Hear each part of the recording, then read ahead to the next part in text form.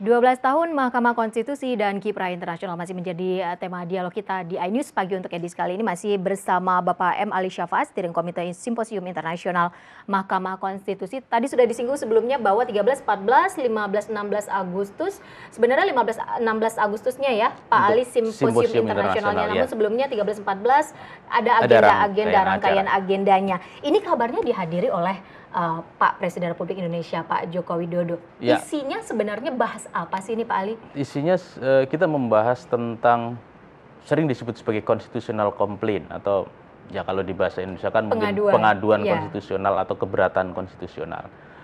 Tema ini dipilih karena secara sengaja karena MK Indonesia tidak memiliki kewenangan ini, gitu. Itu yang pertama. Kemudian yang kedua tentu ada pertimbangan-pertimbangan para perumus perubahan Undang-Undang Dasar, mengapa constitutional complaint tidak diberikan kepada Mahkamah Konstitusi Indonesia sebagai salah satu kewenangannya. Dan tentu kita lalu melihat negara-negara lain, mungkin mayoritas negara-negara lain, memberikan kewenangan constitutional complaint ini kepada Mahkamah Konstitusinya kalau dia memiliki Mahkamah Konstitusi. Karena itu dipandang bahwa ini merupakan salah satu instrumen utama untuk menegakkan konstitusi.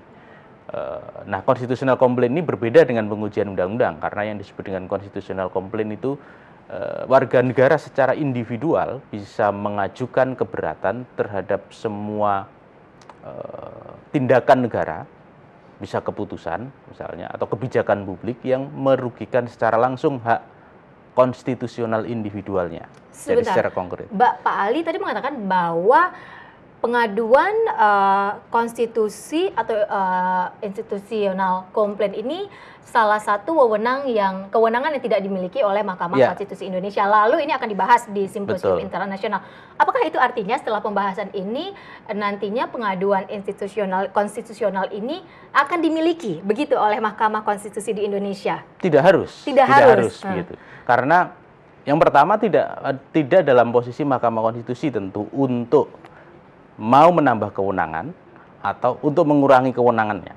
Karena ini adalah organ konstitusi dan kewenangannya sudah ditentukan oleh konstitusi.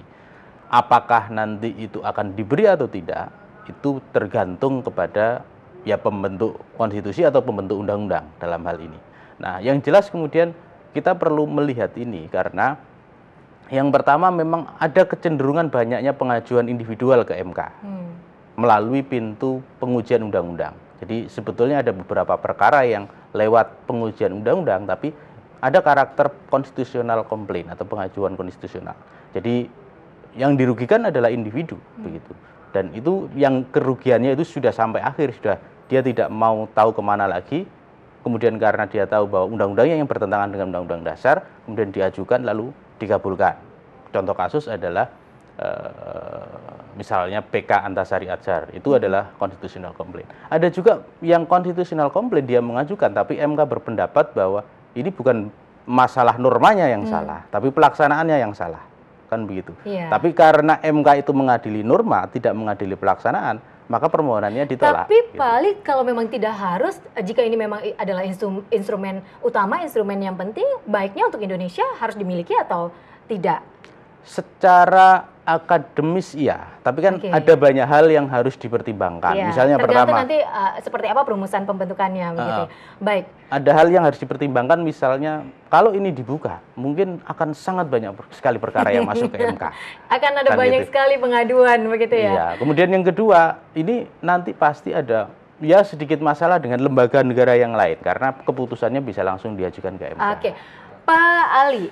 Berapa negara yang menghadiri simposium internasional ini? Siapa saja yang hadir 19 negara dari ya saya kira semua kawasan dari Asia ada karena negara-negara anggota asosiasi Mahkamah Konstitusi dari Asia ada, kemudian ada dari Afrika juga ada, dari Amerika Latin juga ada, dan dari Eropa salah satu organisasi internasional di bidang hukum, Venice Commission juga hadir. Berarti ada sekitar 19 negara. Terakhir Pak Ali, Indonesia terpilih menjadi presiden ACC, tadi sempat disinggung sebelumnya begitu. Ini manfaatnya untuk apa? Untuk Indonesia sendiri? Sangat besar manfaatnya karena yang pertama tentu kita bisa belajar saling tukar pengalaman dengan negara-negara yang lain. Kita bisa mendatangkan, mengundang seperti ini kan begitu.